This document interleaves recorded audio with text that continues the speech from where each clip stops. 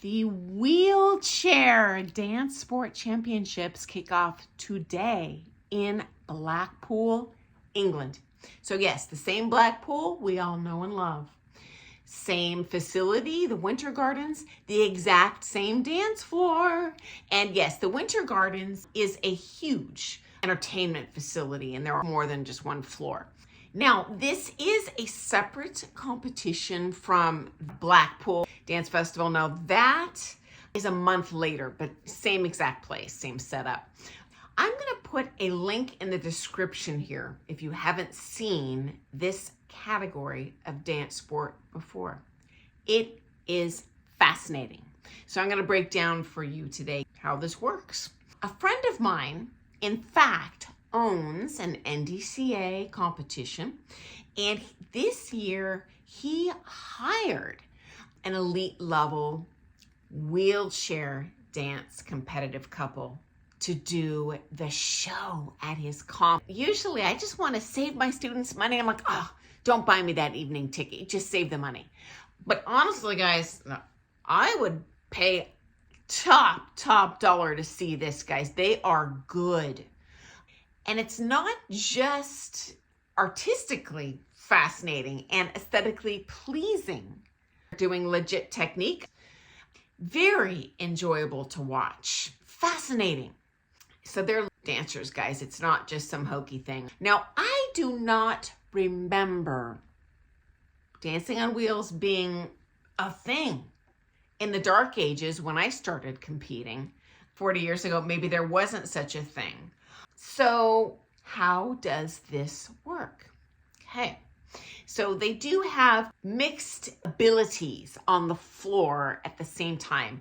So in the Paralympics, they have different divisions. Like this division, they're paralyzed in one limb and two limbs and three limbs. They don't divide it up that way. So there are differently abled people on the floor competing against each other.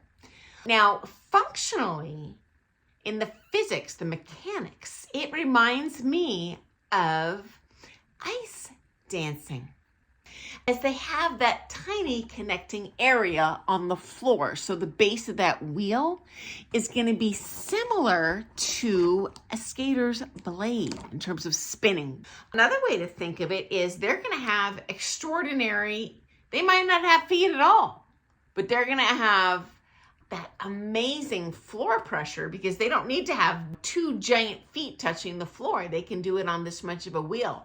So there are definitely mechanical benefits to this, that they can do some really cool things that normal dancers can't do as a couple. Now, another thing that impresses me is the pros are crazy creative in working around the strengths of each dancer. Also, frankly, working around the weaknesses, because think about it. If you're on two wheels, you are essentially always split weight.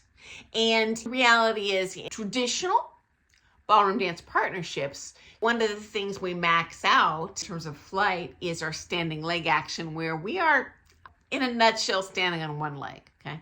So how they are so creative and artistic and manage to pull this off, to me, I'm just gobsmacked impressed, guys. Now, this is really interesting. Currently, there is no codified, internationally agreed upon syllabus that these folks are adhering to, like we would have in Smooth, in Latin, etc. So that's quite unique.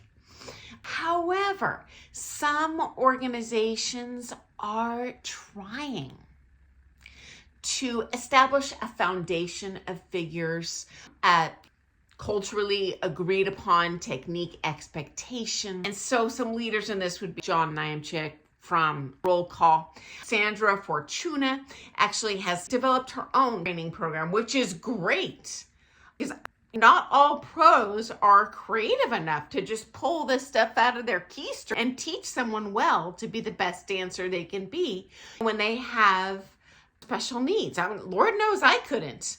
I love teaching, but if a wheelchair dancer, even set aside competitor, came to me and asked for lessons, I'd be like, I'm sorry that you're not getting good value for your money. You need to go go to someone else.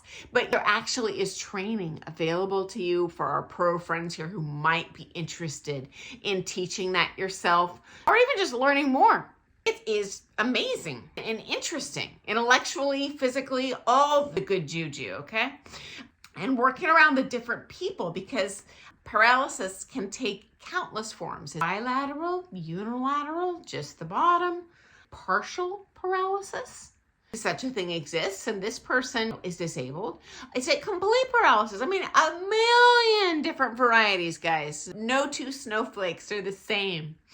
So like all other dance sport style, wheelchair dance does have its own world championships. Now this year that is going to be in Minsk, Belarus, October 25th through 26th. So anyway, I just thought you might enjoy hearing a little more about that because it's not something that we see every day. And it's cool. It's impressive. You know, I'm not going to blow smoke up your skirts. It's very impressive. So I will see you first thing tomorrow morning for some more things ballroom dance. Happy dancing. Bye.